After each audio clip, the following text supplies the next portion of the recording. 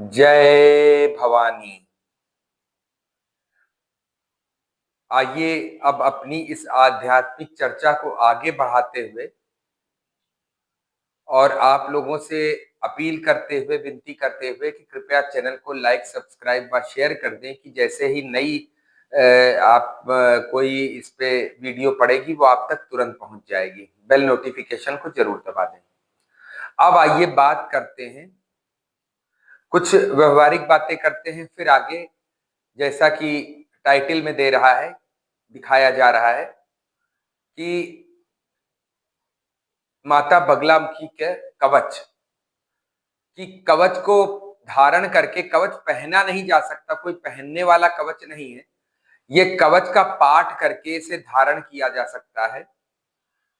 वो मैं अभी चर्चा करूंगा, लेकिन आइए कुछ व्यवहारिक बातें पहले करते हैं कि आप लोगों का प्यार मुझे बहुत मिल रहा है, बहुत फोन आ रहे हैं और आप लोग ये कभी ना समझिएगा कि मैं आप लोगों से कहीं दूर हूं या मैं कोई घमंडी व्यक्ति हूं, मेरे अंदर अहंकार आ जाए कि मुझे लोग फोन कर रहे हैं तो मैं कोई असिस्टेंट रख दूं या मेरा कोई चम्मच या चमचा हो।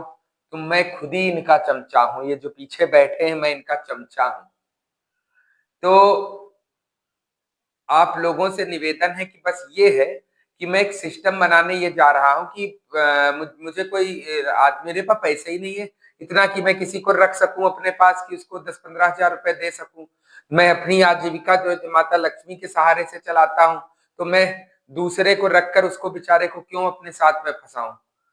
तो क्योंकि मैं इनका चम्मच हूँ, ये मुझे देते हैं, जैसे माता लक्ष्मी का भी चम्मच हूँ, वो मुझे देती हैं। तो मैं उन्हीं के सोर्स से मतलब समझ लीजिए कि उन्हीं की बातें आप लोगों तक पहुंचा रहा हूं, उनकी चमचागिरी करता हूं कि आप लोगों तक बातें पहुंचाऊंगा तो मेरा कुछ कल्याण हो जाएगा, कुछ फायदा हो जाएगा मेरा। बाकी मुझे आप लोगों से कुछ नहीं चाहिए। बहुत से लोग ऐसे हैं जो बोलते हैं कि गुरुजी आपको मैं गूगल पे कर दूं, फोन पे कर दूं, दक्षिणा क्या है आपकी। हाँ, बहुत से लोगों से अभी मुझे बात भी करनी है, जैसे बंगाल से गुप्ता जी का फोन आता है, कलकत्ता से, मैं उनसे क्षमा प्रार्थी हूँ। एक दो लोग और हैं, मैं उनसे क्षमा प्रार्थी हूँ कि मैं उनकी कुंडली नहीं देख पा रहा हूँ, क्योंकि दिक्कत ये हो रही है कि बहुत से लोगों के एक साथ में फोन आ जा रहे हैं। आज तो ये हाल हो गया, 17 तारीख की अभी शाम को, अप्रैल को मैं वीडियो शूट कर रहा हूँ।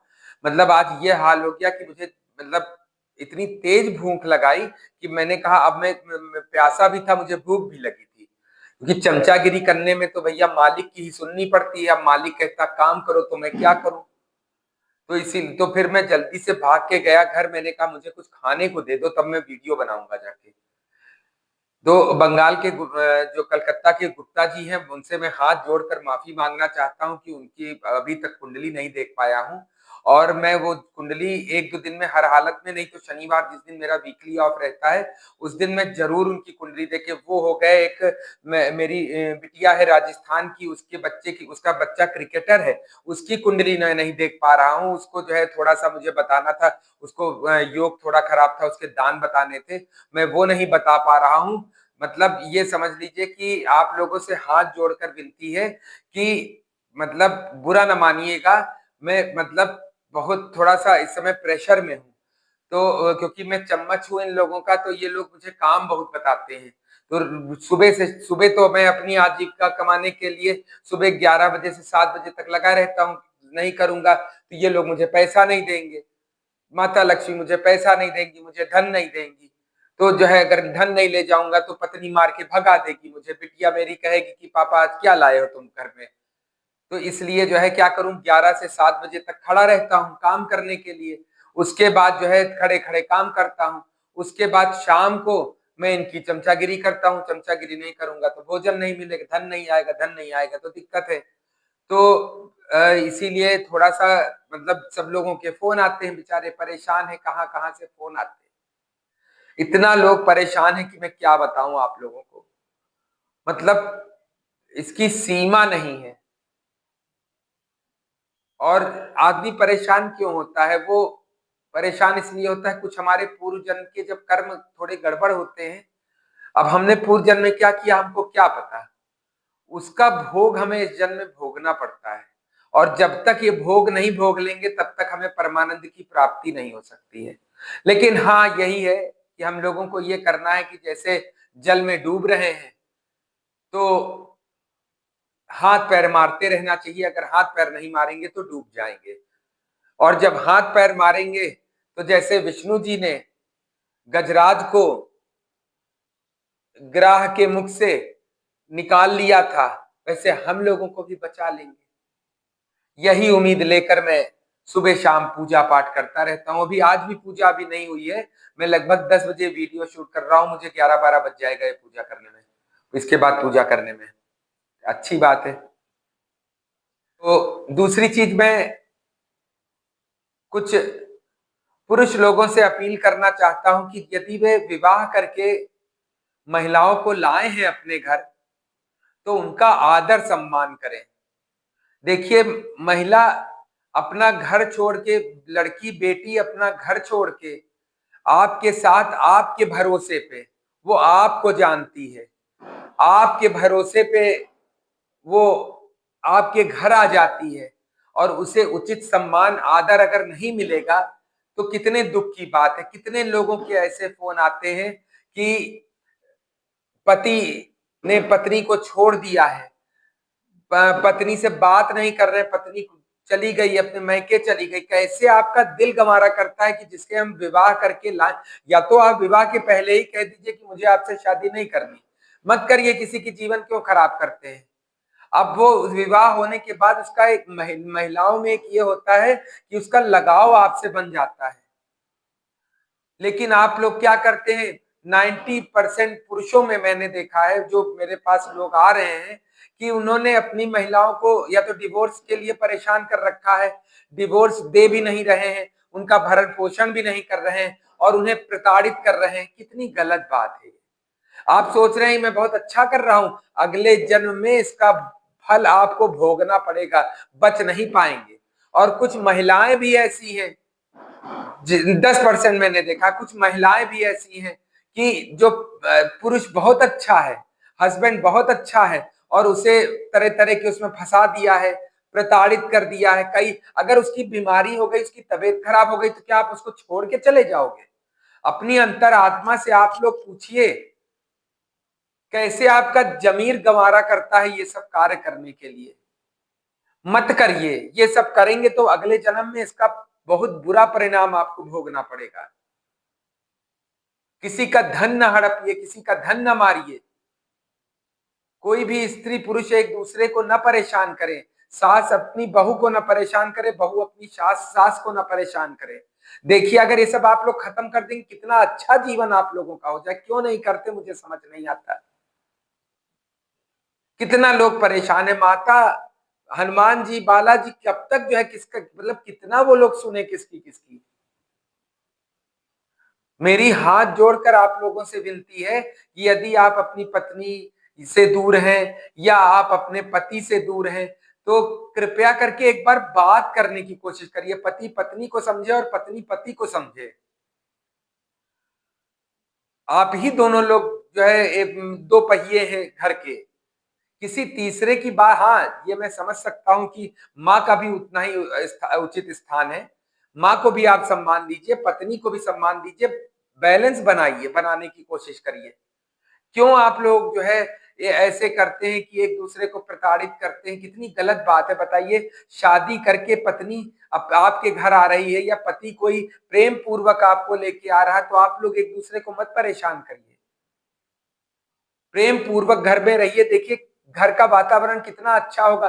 कितने दिन का जीवन है हम लोगों का। मैं ये नहीं कहता कि आप भगवत भक्ति में ही अपनों को लीन हो जाइए, क्योंकि भौतिक जगत में आए हैं तो भौतिक परेशानियां, भौतिकता से हमको निकलना है, भौतिक भव सागर पार करना है। तो भगवान तो करेंगे ही, लेकिन एक दूसरे से परस्पर प्रेम संबंध रखिए।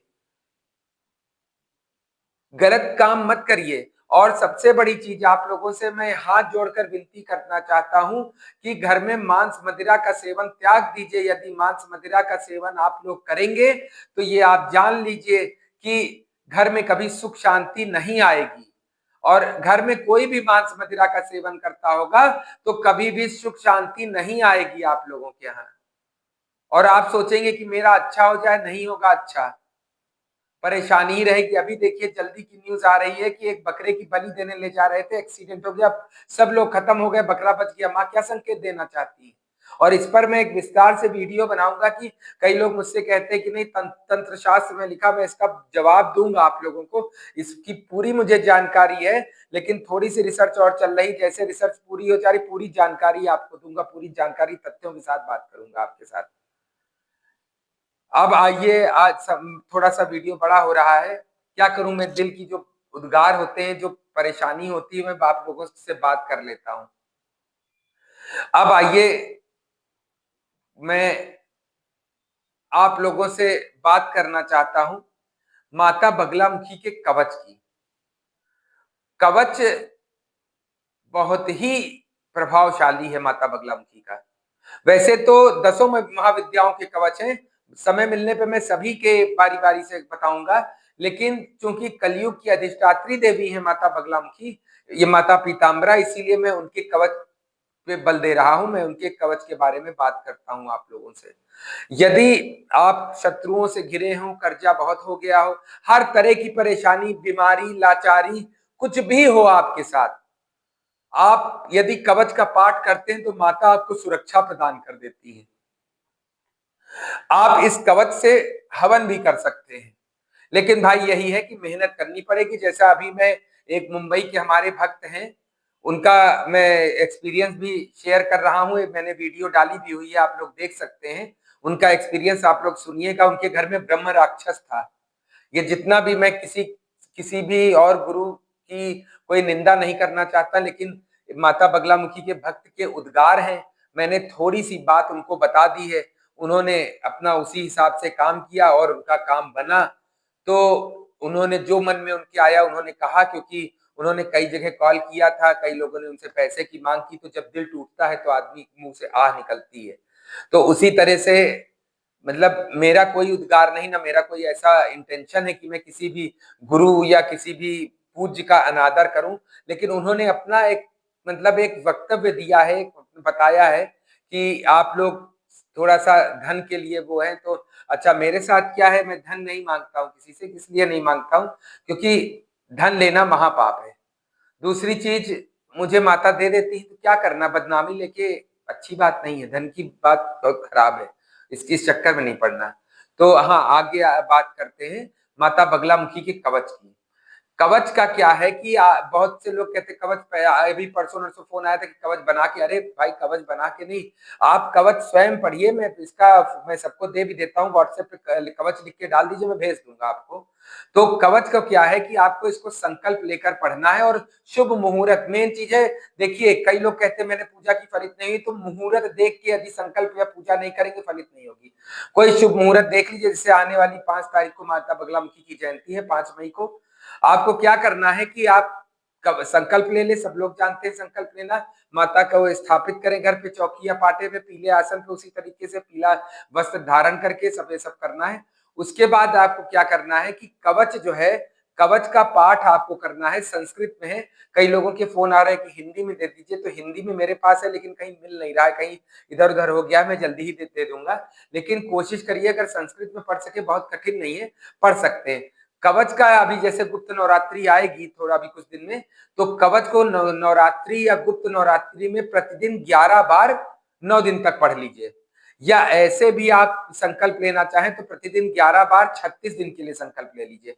या प्रतिदिन जब आप घर से निकलते हैं तो संकल्प ले लीजिए कि मैं प्रतिदिन का भी संकल्प ले सकते हैं आप, या मतलब कि आज का संकल्प लिया, कर नहीं कर सकते तो नहीं लिया, या आप जो है 21 दिन लगातार या 11 दिन लगातार, या प्रातः काल जब घर से जाते हैं या कोई काम के लिए जाते हैं तो 1 बार भी पढ़ सकते हैं संकल्प लेकर के, या 11 बार भी पढ़ सकते हैं, बहुत कठिन नहीं है। और कहीं इसका रात्रि काल को हवन कर दे तो बहुत बड़ी चीज है। अब मैं आपको थोड़ा सा कवच पढ़ के बताता हूँ, ये संस्कृत में है, यदि अगर मुझसे कोई त्रुटि हो तो माफ करिएगा। हाँ, जैसे बहुत लोग बीमार हैं, बेड से नहीं उठ सकते हैं, तो लेटे लेटे भी अगर कवच पढ़ेंगे तो चाहे संकल्प ना भी लें, भाई मजबूरी है नहीं ले सकते हैं, या उनके घर वाले उनके हाथ से हाथ में जल, पीले फूल और अक्षत और हल्दी की गांठ, उसका संकल्प करा के किसी कटोरी या ग्लास में मतलब प्लेट में ले ले और उसको माता बगलामुखी का जहाँ स्थापित किया वहां पर जाकर छोड़ दें, जो नहीं उठ सकते हैं बेड से।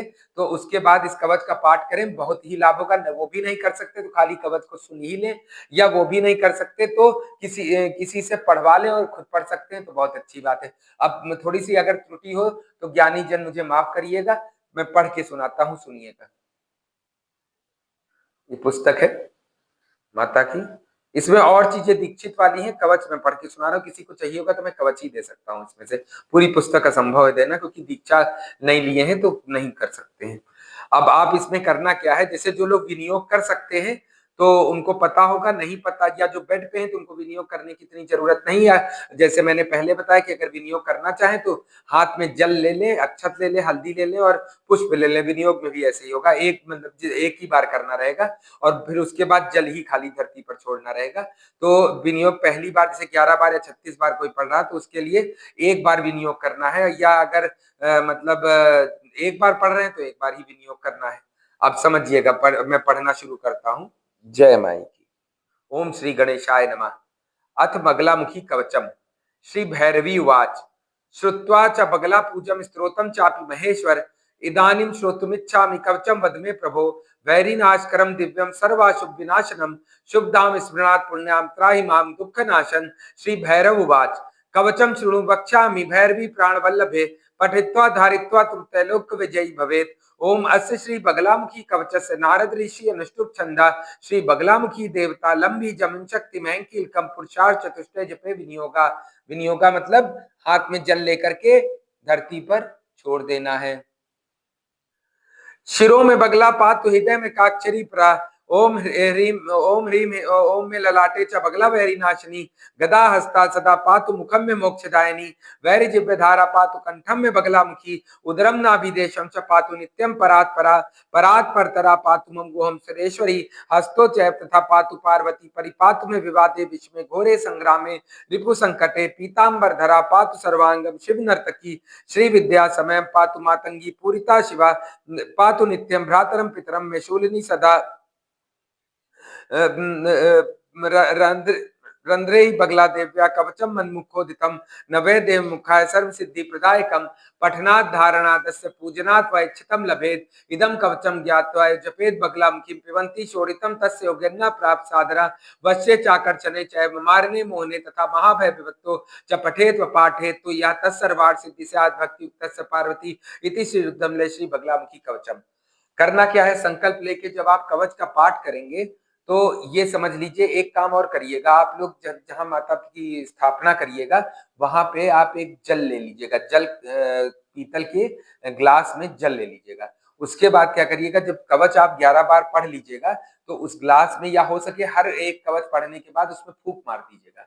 फूंक मारने के बाद क्या होगा, वो जल अभिमंत्रित हो जाएगा। उसके बाद क्या करिएगा कि हर 11 बार या 36 बार, जितनी बार भी आपकी क्षमता है, 11, 36, 108, जितनी बार भी आप 21 बार भी कर सकते हैं, जितनी आपकी क्षमता है उतने हर पढ़ने के बाद फूंक मार दीजिएगा। जब पूरा हो जाएगा तो उस जल को आप ग्रहण कर लीजिएगा थोड़ा, और थोड़ा घर में छिड़क दीजिएगा और थोड़ा अपने माथे पर लगा लीजिएगा और सर में लगा लीजिएगा। समझ लीजिए आपने माता का कवच धारण कर लिया, और जब आपने माता का कवच धारण कर लिया तब आपको कोई भी शत्रु बाधा हो, कोई आपसे ईर्ष्या रखता हो, सब परेशानी दूर हो जाएगी। देखिए, लेकिन बताना मेरा काम है, माता पे विश्वास रखना और करना आपका काम है। क्योंकि मैंने ये देखा है कि मैं लोगों को बताता हूँ, आधी ज्यादा बात लोग समझ ही नहीं पाते हैं। दिक्कत ये है, तो थोड़ा सा अपने ज्ञान चक्षु खोलिए और बातों को समझने की कोशिश करिए। और ये आप क्या कहते हैं कि जब आप कवच का पाठ शुरू करेंगे तो आप खुद ही, और हाँ, मुहूर्त देख के करिएगा, जैसे 20 तारीख के रविवार का मुहूर्त बहुत अच्छा है, कोशिश करिएगा रात को करिए। ये अगर 11 बार ज्यादा बार पढ़ना है या तो सुबह भी कर सकते हैं, प्रातः काल रात्रि काल, इसमें ऐसा कोई बंधन नहीं है, आप दोनों बार कर सकते हैं, आपको बहुत ही लाभ होगा। आप करके देखिए एक बार। जय माई की।